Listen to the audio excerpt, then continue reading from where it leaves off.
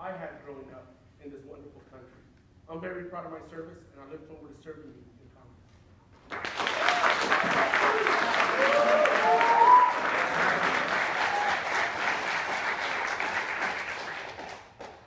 Well, good evening, and thank you for being here. I want to thank Lobby Corps for putting this on, and this is very exciting. It's the first time really in 20 years that voters in the 24th Congressional District can make a decision on who their next representative is going to be. And I hope I can earn your vote in that area. I'm very happy and very proud to be the mayor of Santa Barbara. I'm in my second term, and I served on the city council before that. And I'm running for Congress because I want to take that perspective of being a mayor who has worked with other mayors around the country to fight the gridlock to get things done in Washington, D.C. We know that there are ways to work together, and I've done so as mayor, setting a tone with a very politically diverse city council on getting things done, mostly on an unanimous basis in very many occasions. I'm also not a yes man. I'm not someone who will just do what's being told by others, so that I won't just vote for something just because someone tells me to go in a certain way. I will do my homework, I will focus on the issues of the 24th Congressional District, and then speak out on the issues that I know are of best concern to you, and speak out even when it is not the most politically expedient thing to do, but it's the right thing to do for the voters of the 24th Congressional District. I hope that means that we can help people live up to their full potential. I think there's a role in the federal government where it means it's help for educational opportunities, for job opportunities, so that when you go to work, you're not harassed or discriminated against or feel retaliated for making decisions that are good for you and your family. And I want to be that strong voice and that strong vote for you, and I hope I can earn your support. Thank you very much.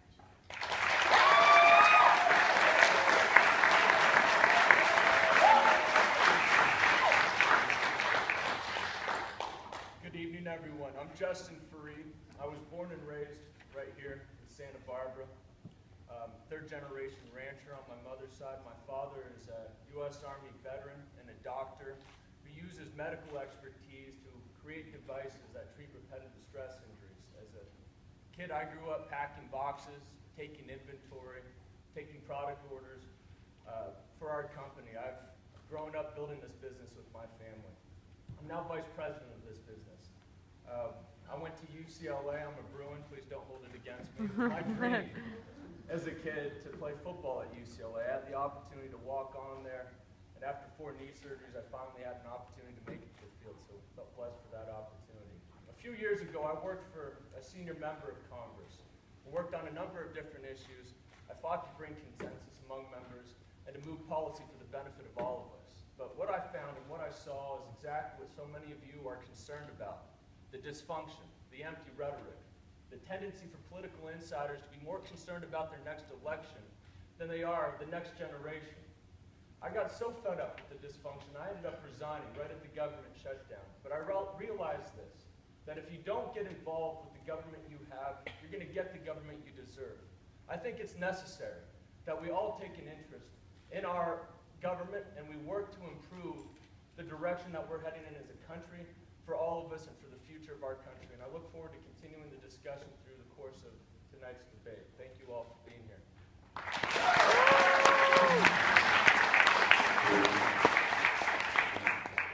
Good evening. Thank you for coming. My name is Bill Ostrander. I'm from the San Luis Obispo area. You don't know me, so I need to tell you a little bit about me. But the fact of the matter is I would much rather be talking to you about our social contract. Because the reality is everybody up here is trying to talk about the dysfunction in Washington. No one person is going to be able to change the system. The system is something that we've created and allowed. So if we want to change the system, we cannot elect people who are continuing to play in the same rules and with the same ideas. One of the things that I do is I go to Washington and I advocate or lobby over 65 offices in the House and Senate on the issues of money and politics. Money plays a role in politics that is deleterious to the communities at large. We know this empirically. One of the reasons that there is such dysfunction is because we know that people that vote along ideologically consistent lines are twice as likely to give money or vote. So when we don't stop and talk about our social contract and the things that are common to all of us, our common interests, this is the kind of thing that we get. The gridlock that we get. I'm a sustainable farmer in San Luis Obispo. I practice carbon sequestration. I've been a conservation volunteer in Africa. I've worked on 4 continents.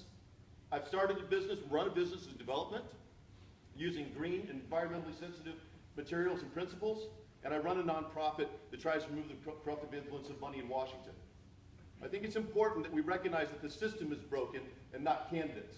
And I hope that we'll talk about that social contract tonight instead of ideology. Thank you.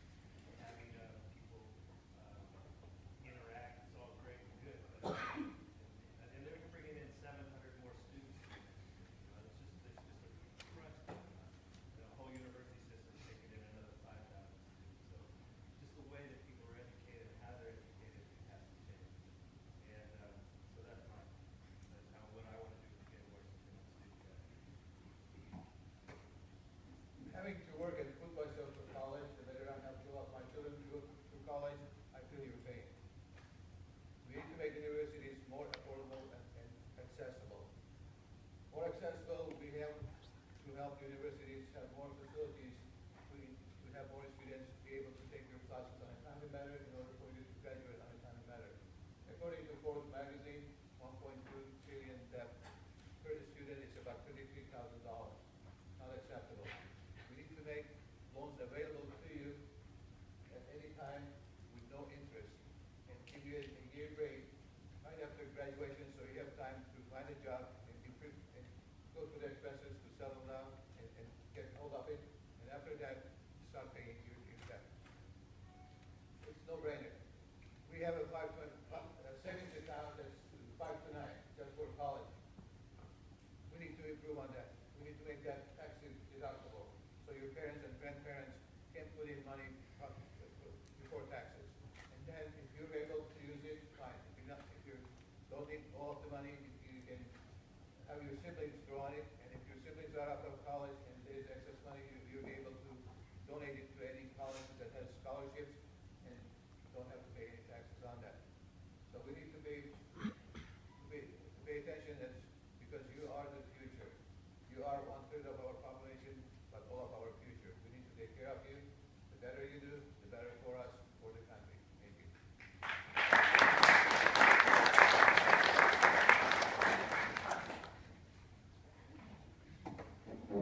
Why should you vote for me?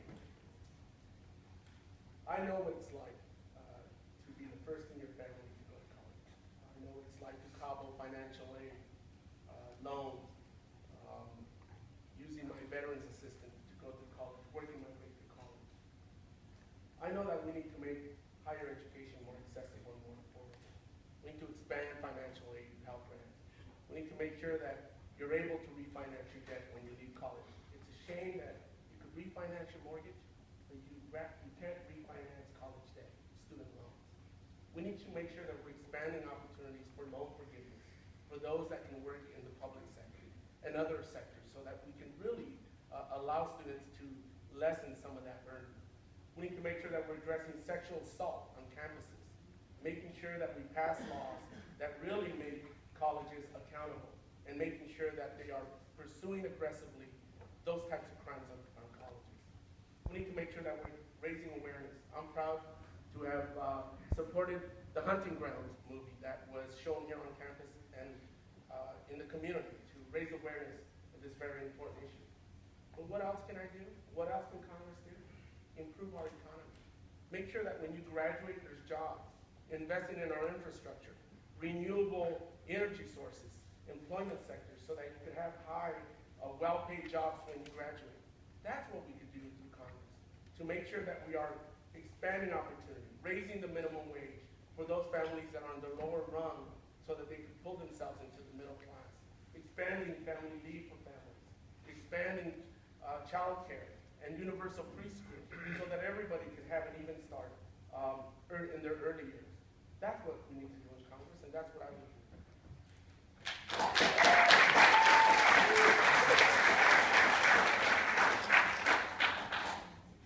So as I said in my opening statement, I believe there's a role in the federal government to help people reach their full potential.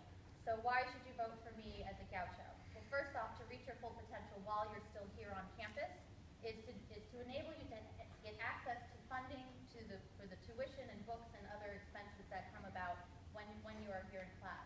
To make sure that you feel safe on campus and that the epidemic of sexual violence and assault that happens on campuses throughout the country is taken away, and people who have violated those rules and those laws are held accountable on a national level. As mayor, I've been very proud to be able to give federal funding of our general fund services to the Rape Crisis Center and Domestic Violence Solutions. Where you put your money is where you put your priorities, and those are things on a federal government level we have to focus on. We need to make sure that gun violence safety legislation happens on a national level. We're having great success here in the state of California, but basically you go across the state line and the rules don't necessarily apply. That needs to be done on a national level. I've been working for 15 to 20 years on that issue. When you get out of school, you want to be able, when you graduate, be able to have opportunities right here on the Central Coast, should you choose to stay here, or wherever it may be, where you feel like you can work in a place where you're not being retaliated against or discriminated because of your sexual orientation or your gender, and that your pay is equitable no matter what your gender is, that we have pay equity throughout the country, that your health care is something that's accessible to you, both in terms of the cost, out-of-pocket cost, and that the assault on Planned Parenthood and other issues related to reproductive health care is secured no matter where you are in this country. And then finally, looking at funding available for research and development and other types of entrepreneurial activity that we see so well here on the Central Coast, to provide those opportunities, working with local governments, working with universities on creating opportunities here so we can have great economic development that's also environmentally sound.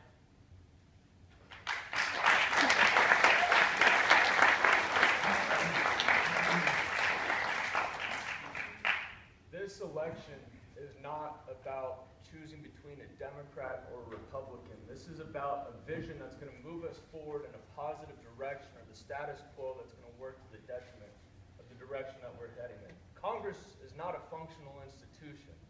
I think a lot of people recognize that the dysfunction is actually working against all people in the future of our country. There's an increasing rise in debt. If we look at the future of this country, we're going to continue to pay higher taxes, we're going to have fewer jobs, and we're going to have more debt on top of us. I don't believe that there is a voice that represents the future in Congress. We are the most underrepresented body in the United States. Between Democrats and Republicans, there isn't one member of Congress under the age of 30 that could represent our interests. I think we need to not have the federal government charging interest and profiteering on loans that are offered to students. I believe that we need to have a system that modernizes and expands 529 savings accounts so that parents and kids can invest and save and have options once they graduate from high school on where they would like to invest in their future, whether it's vocational, technical education, or whether they have an opportunity to transfer that and invest in a startup and pay an income tax on that. We need options moving forward to compete in the 21st century workforce and make sure that we have a modernized government that is mobile and up to date with the times and with the circumstances that we all have as Americans and we have as the future of our nation. Thank you.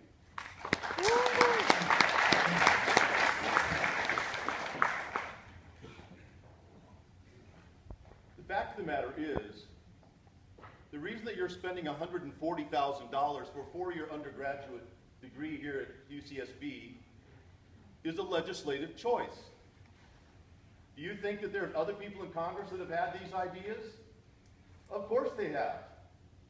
In July of 2014, Senator Elizabeth Warren went to the Senate floor and said, we should be able to renegotiate student loans, which were set to double from 3.4% to 6.8%. And guess what? That bill was filibustered because there was nobody to oppose it, because students don't have money to fund campaigns or to push back or make consequences for people that vote against their interests. That's why you can have 100 ideas like this, but the reality is that there's no legislative interest in doing that. And why? We know that for every $1 of post-secondary school education that the public puts in, returns $7.46 to the public.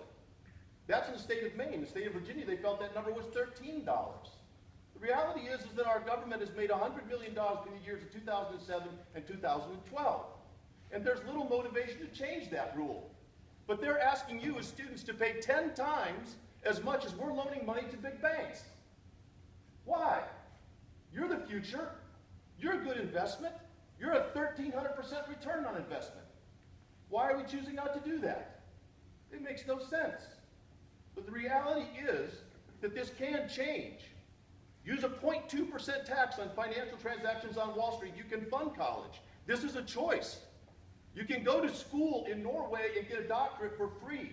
And there are 47,000 Americans right now living in Europe going to free education. This is a legislative choice. I understand what that choice is. And if you want to vote for me, it's because I'm going to vote to make those changes to get money out of politics and to put our community interests first, like college education.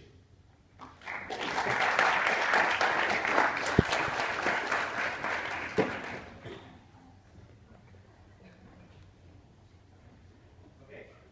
you for your responses. We're going to be changing the graphic quickly because the responses were full, but we'll continue with the debate as that happens.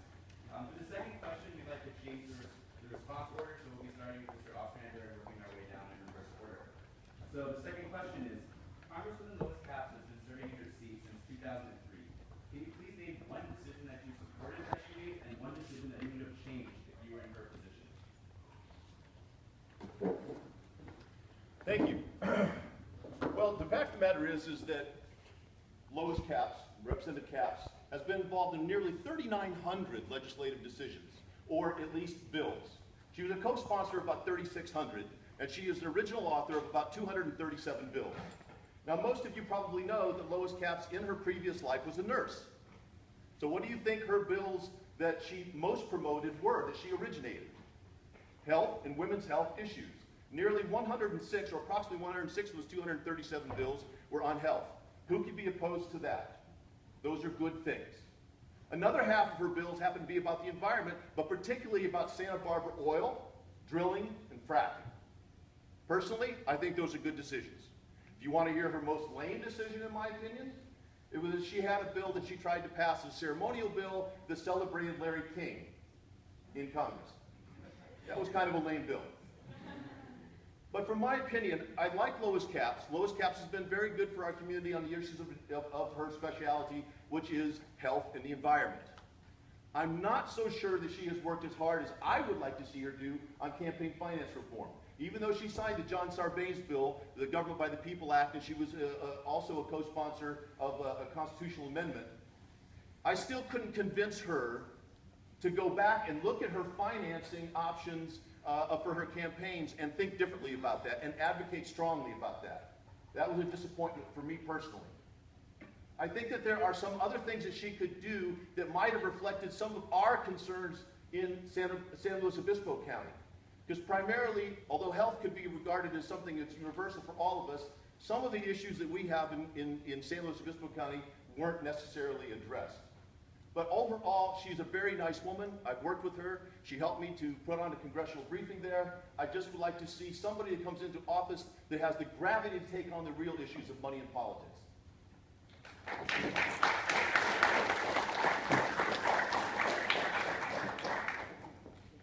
I think one of the problems that we're seeing in Congress today is the partisan politics that's really dividing either side. When I was working in Washington, D.C., I saw that there was a lot of empty rhetoric. When you would go to different hearings or debates, you'd find that there was only one or two people in those rooms. There wasn't an actual facility to have that discourse, discuss the problems that we face. Congress isn't working. I believe that we need to reform the institution and get it working again for the American people.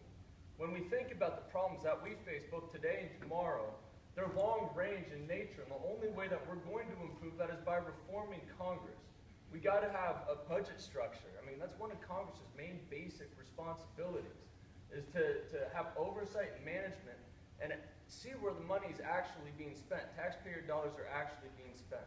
That's where the conversation, the debate is supposed to happen. But what we see so much today with political insiders and career politicians is that they're more focused on their next election than they are the next generation and the policies that affect all of us. So as a candidate to represent all of you and the future of our country, I think it's necessary that we address this systemically, not look at it from a partisan perspective, but all as Americans, what can we do to improve Congress and get it working again? This is where our voice is best heard. This is where the representative democracy actually is in place. I saw some students with the Student for Bernie sign. I think that's great that you're getting engaged in the political process, but our voice is best heard in Congress. That's where we make the most legitimate reform and where we can get the American people working again is through Congress. So that's my goal, my objective in this race.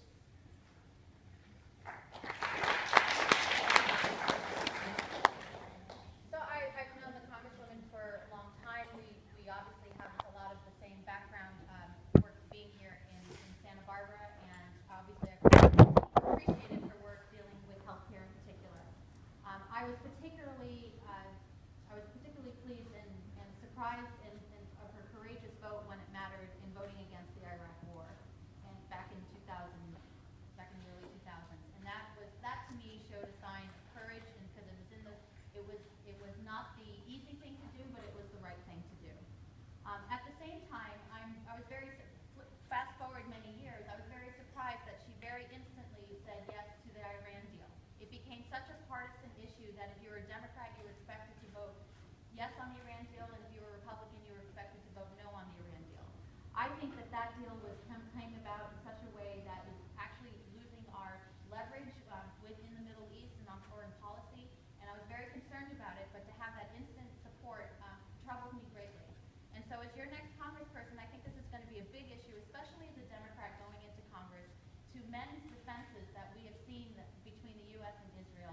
not be a partisan issue. It needs to be something that we address in a very strong ally in the Middle East, and we need to make absolutely sure that the deal that is now in place, that it stays, that everyone is accountable, and that there are consequences if someone should violate the deal on all sides.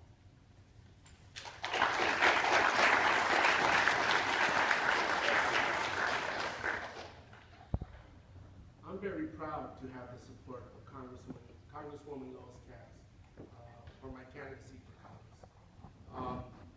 Lois has made many courageous votes and supported great legislation.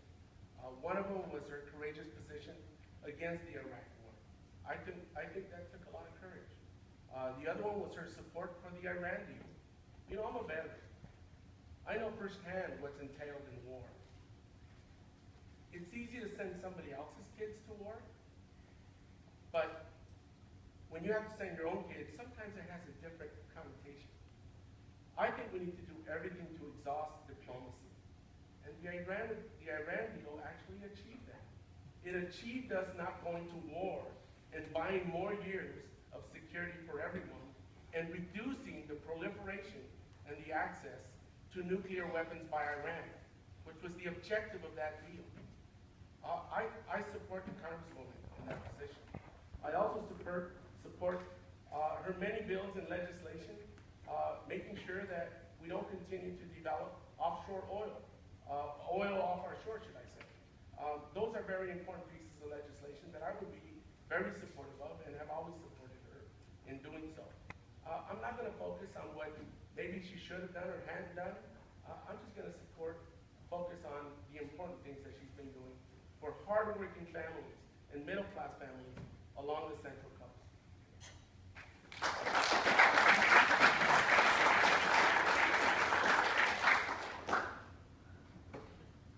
Regardless our differences between her and I want to take a moment and thank her for all the years that she served us. Among her services, she did take up some of the health issues, not to get into details, and some veteran issues as well, where she and I were able to work together as a county supervisor. I served on SLOCAC, which is the Council of Governments, and she was with her to bring us a little more money to improve the infrastructure, mainly Santa Maria Bridge. She was able to bring us $5 million to put towards the study. I'm thankful for that. Since the issue of Iran came up, I was very disappointed, not just in her, but everybody who supported that. To say that we had a deal, there was no deal. From day one, we should have put a stop to their progress before we start negotiating. To say that an inspector has to give warning 24 days ahead of time, come on, give me a break. Just think that if your sheriff was to go to a drug bust but have to tell them, give them warning 24 days ahead of time, guess what will happen to the evidence? That was no deal.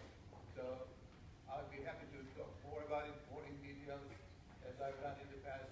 But overall, let me just be a kind person and say thank you for years of services for us.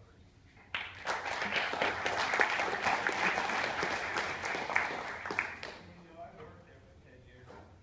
I understand how the body works. And I worked with members of Congress who real stars.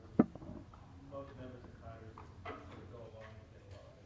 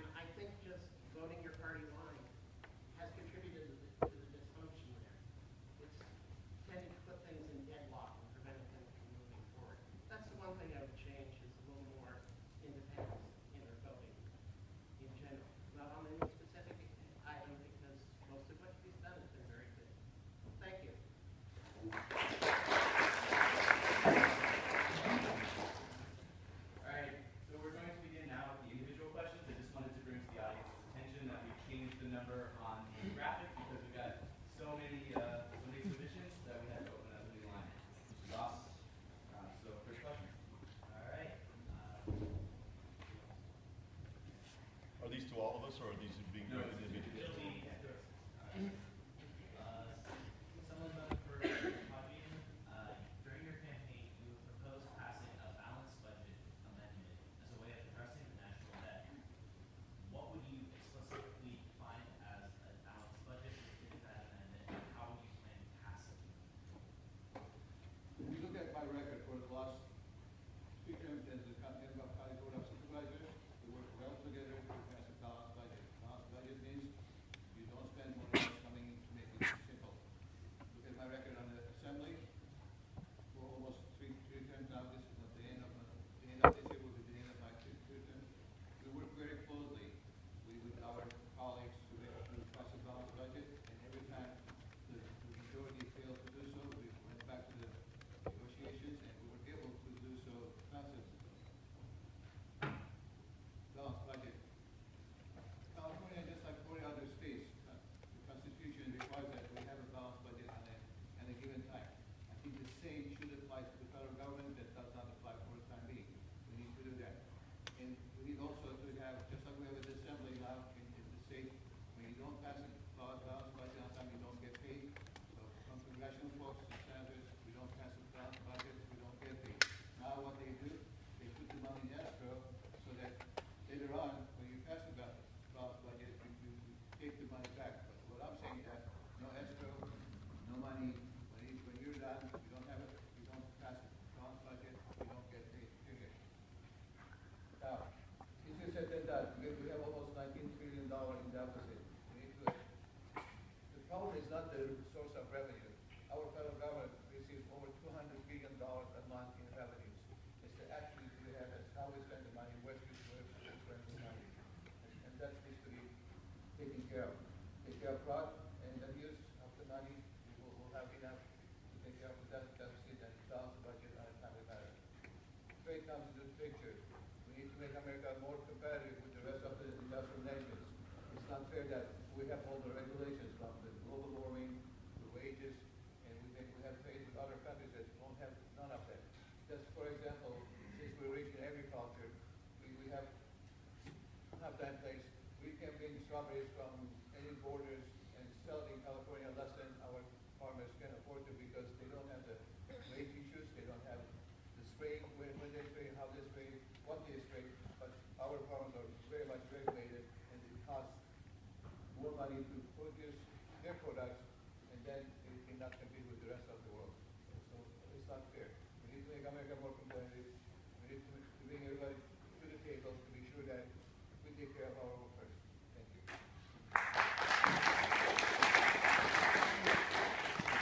Next question is for Mayor Schneider. So, Mayor Schneider, on your campaign website, it states that you stand against establishment politics and that you stand for grassroots, issue-driven campaigns. How do you feel that you've demonstrated this as the mayor of Santa Barbara, and how do you plan to do so if you're elected? Thank you for the question. This campaign has been really an eye-opening and amazing experience going all around the 24th Congressional District, meeting with community groups and community leaders. And as mayor, you get to go to a lot of different places. And I really appreciate being able to talk to really not the usual suspects, but people who care about the community as well, on top of people who are connected to community organizations. Just today, before coming here to the debate, I hosted the thing I do quarterly of Art in the Mayor's Office, where I had Santa Barbara High School students and their parents come who had artwork in my office through First Thursday as part of showcasing both City Hall and art. I think there's a way to connect with community groups, with grassroots organizations, whether you're an organized group or whether you're a group that cares about a particular issue. It could be gun violence prevention, it could be affordable housing, it could be issues related to pay equity or marriage equality, or issues related to environmental protection. I want to be the person who is connecting with the local government, and I've done so through the League of California Cities, and figuring out what is that connection that could help bring City Hall and Capitol Hill closer together. How can I, as a representative, as your representative, help cut through that red tape to get through the morass of bureaucracy that you see in DC to get things done here? I work with other mayors throughout the country through the U.S. Conference of Mayors on issues related to hunger and homelessness, to environmental protection, and we find talking to a variety of different organizations and a variety of different groups what the best practices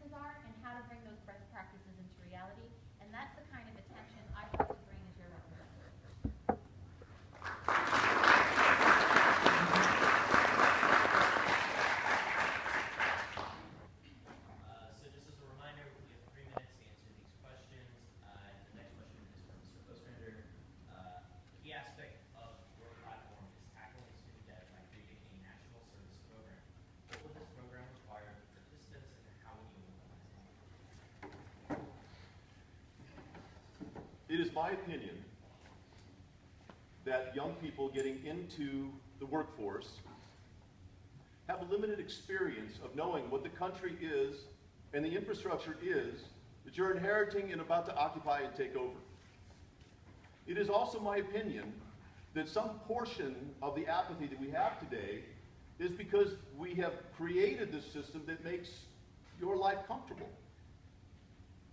We do need to have help on student debt, but I think there should be some skin in the game. And my suggestion is that we have a national civil service program for 18 to 25-year-olds that consists of approximately 500 hours in which you participate, and whether that's feeding the homeless, helping the elderly, being in the military, doing conservation work, being a big brother. I've been a big brother for 35 years.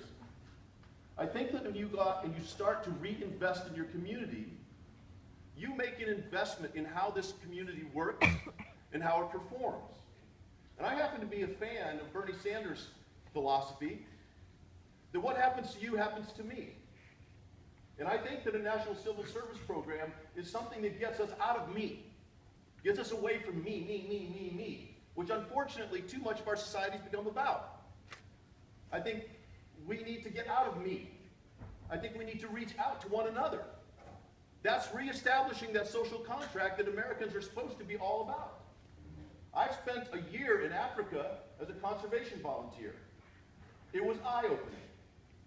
I think many young students, when they're going into college, a lot of you have ideas about what you want to do, but what experience do you have to really come to that decision? I think being part of a community project, being part of some sort of a civil service program, exposes you to things that you wouldn't ordinarily find just going to class. You might find that instead of being that hedge fund manager, but you know what? You really enjoy working with kids. And I can tell you firsthand, having worked with a young man now for 35 years, I made a difference in his life. I'm the only family this young man has. We are lucky. We are gifted. We have gotten everything we need for the most part. It's time that you share that with one another. It's time that you look for compassion for your community. Showing some of that compassion is a healthy thing. And for that, we combine the AmeriCorps, the Peace Corps, and some of the other organizations that we already have in place right now, including the military. We would actually use those organizations together to fund a national civil service program like so many other countries in the world have. It's an investment in your communities, people. I think it's an important thing that we could all do. And boy, wouldn't we be better off for it. Thank you.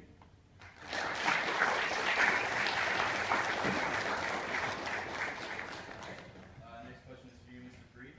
So on your campaign website, you state that the federal government is pushing one-size-fits-all programs into coastal universities. Could you clarify that and explain how your proposed plan would affect the lives of students at universities here? Sure. Well, I think what we're seeing in Washington, D.C. is a one-size-fits-all bureaucracy from Washington. When we hear from the mayor and supervisors and people at all different levels, it's often recognized that the best management is done at the local level, and that's where you'll actually be able to get the best execution. I talked about earlier, when we're talking about competing in the 21st century workforce, the top priority is to get the economy working again and create an environment where job creators could actually employ people so that you have an opportunity to get a job once you graduate from school. Focusing on the 529 tax savings accounts is another option that helps provide more options once you graduate from high school. This is a program that allows you to invest and save and have your parents invest and save through the course of your life so that once you graduate from high school without being taxed on it, you have options on how you're going to invest that money in whatever kind of education you want. That helps to better identify whether you want to go to a community college or focus on vocational education or technical education when you graduate. Whatever best fits you and provides options for you moving forward.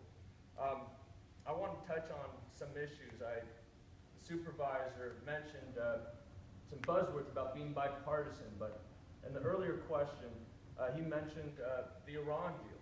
I think this was one of the most partisan issues that we've seen with empty rhetoric on either side, and I would say that the congresswoman was one of 10 people or a handful of people that actually boycotted hearing the Prime Minister of Israel come talk about the potential implications of passing such a deal.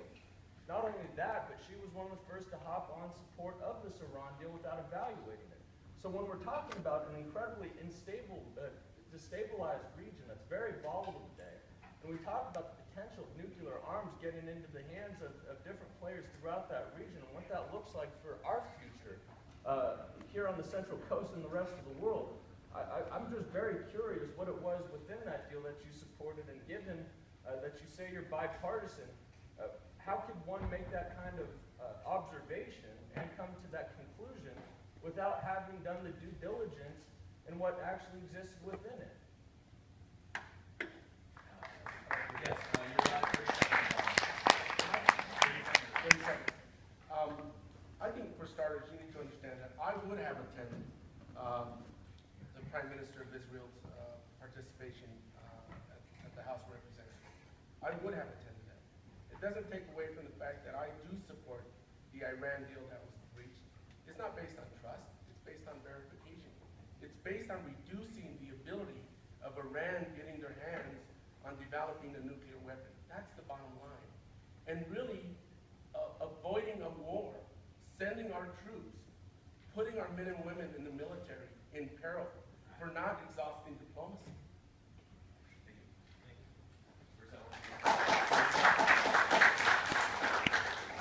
The next question is for you, Carvajal.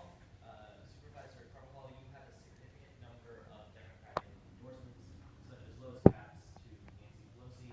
Given the current polarized political climate in Congress, how do you think this will affect your ability to reach across the aisle to pass legislation?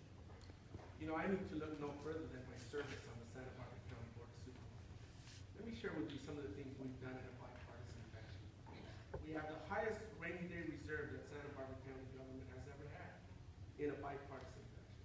We have the highest bond credit rating in the state of California than any other county in the state of California. We've balanced our budget each and every year in a bipartisan way. We've provided health insurance to children in our county. We had 16,000 uninsured children.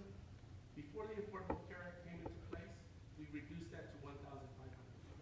We passed an investment in our infrastructure in a bipartisan fashion, $100 million over the next 10 years.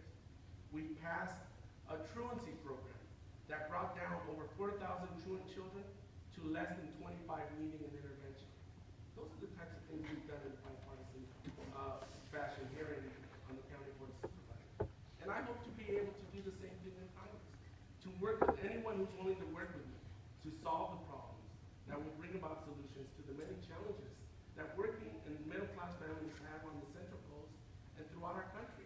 Whether it's improving our education system, reforming student loans so that students don't have to get high interest loans for their education, whether it's passing family leave, passing minimum wage, increasing minimum wage, whether it's investing in our infrastructure. All of those issues are issues that don't have to be partisan. They could be bipartisan like we've done on the Santa Barbara County Board of Supervisors. And I'm very proud of it.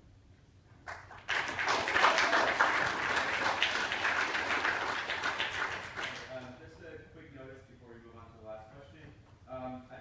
Last two questions, my apologies.